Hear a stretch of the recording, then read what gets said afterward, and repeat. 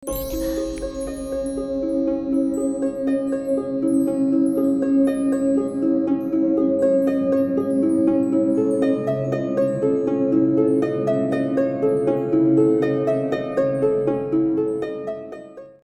malam dan selamat datang kembali lagi di ini Narator Rumah Horor Indonesia. Menjumpai kalian semua Sobat RAI. Semoga kalian dalam keadaan yang baik, sehat, banyak rezeki, lancar segala urusannya. Pada malam hari ini kita akan kedatangan sebuah kisah mengenai rumah angker yang kemudian dibeli dan dijadikan kos-kosan. Oke, inilah dia Rumah Angker Bandung.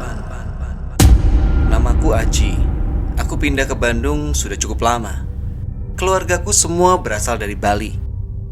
Waktu itu orang tuaku mencari rumah yang akan dijual untuk tempat tinggal kami di Bandung.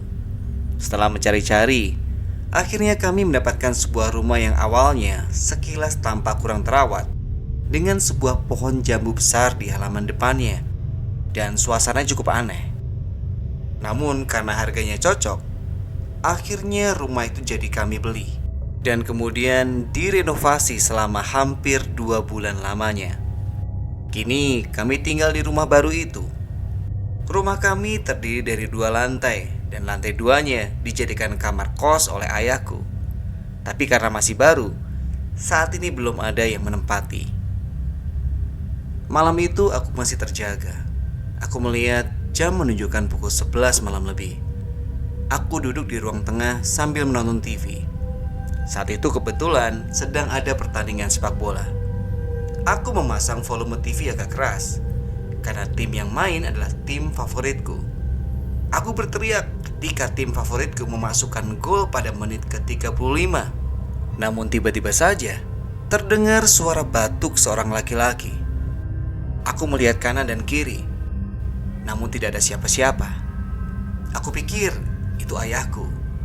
Namun kedua orang tuaku sejak tadi sudah terlelap tidur, dan aku tidak melihat ayahku keluar atau lewat dari kamarnya. Sejenak suasana hening waktu itu. Namun kemudian terdengar seperti ada seseorang yang sedang menyapu. Dan suara itu terdengar dari atas, di lantai 2 rumahku. Bulu kuduku tiba-tiba merinding kala itu. Aku langsung mematikan TV dan masuk ke kamar untuk tidur. Malam itu tidurku cukup lelap. Hingga tak sadar, aku bangun kesiangan. Ketika aku bangun, suasana rumah sudah sepi. Mungkin orang tuaku lagi pada keluar. Aku lalu pergi ke dapur untuk minum dan kembali ke ruang tengah untuk menonton TV, karena kebetulan hari itu libur sekolah. Tiba-tiba dari arah dapur terdengar suara gaduh. Aku segera memeriksanya. Aneh. Kulihat gelas yang tadi kupakai untuk minum kini sudah pecah berantakan di lantai. Padahal aku menaruhnya di atas meja yang posisinya pun tidak akan mungkin untuk jatuh ke lantai. Aku membungkuk untuk membereskannya.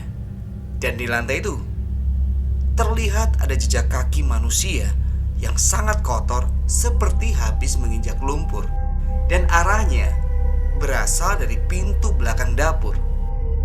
Aku segera mengambil lapel dan membersihkannya. Hingga malamnya, aku menceritakan kejadian yang kualami itu kepada orang tuaku. Namun mereka menanggapinya biasa saja. Jam di rumahku menunjukkan pukul 12 malam. Aku masih belum bisa tidur. Aku keluar dari kamar menuju kamar mandi untuk buang air kecil. Saat itu, aku dikagetkan oleh suara langkah kaki berlari di lantai 2. Aku coba melihatnya. Keadaan lantai 2 sangat gelap. Yang aku takutkan saat itu adalah maling. Namun tiba-tiba terdengar suara tertawa seorang wanita. "Siapa ya?" tanyaku. Namun hanya dijawab dengan sebuah tawa kecil. Suara itu terdengar dari lantai 2 rumahku.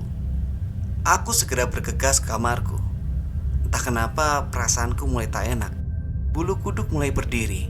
Aku merasakan merinding yang sangat hebat. Namun, ketika aku baru saja mau masuk ke kamarku, tampak sesosok wanita memakai baju merah dengan rambut panjang tengah berdiri melayang di atas tempat tidurku. Kulitnya terlihat sangat keriput. Kuku jari tangannya panjang dan runcing seperti bersiap mencekiku. Wanita itu menggerakkan jarinya. Wajahnya hancur dan hanya bola matanya saja yang sangat jelas menatap ke arahku.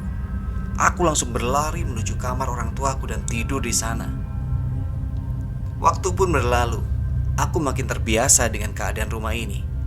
Kamar kosan ini kini mulai banyak ditinggali. Namun sayangnya tidak ada yang betah bertahan lama. Ada yang bilang mereka takut karena melihat kuntilanak. Ada yang bilang juga melihat penampakan kakek-kakek.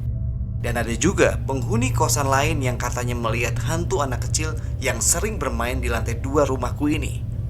Tidak saja keluargaku, ternyata warga sekitar yang lewat pun sering diganggunya. Bahkan mereka sempat bertanya, kenapa keluarga kami betah. Setelah bertanya ini itu, akhirnya kini terungkap sejarah rumahku itu.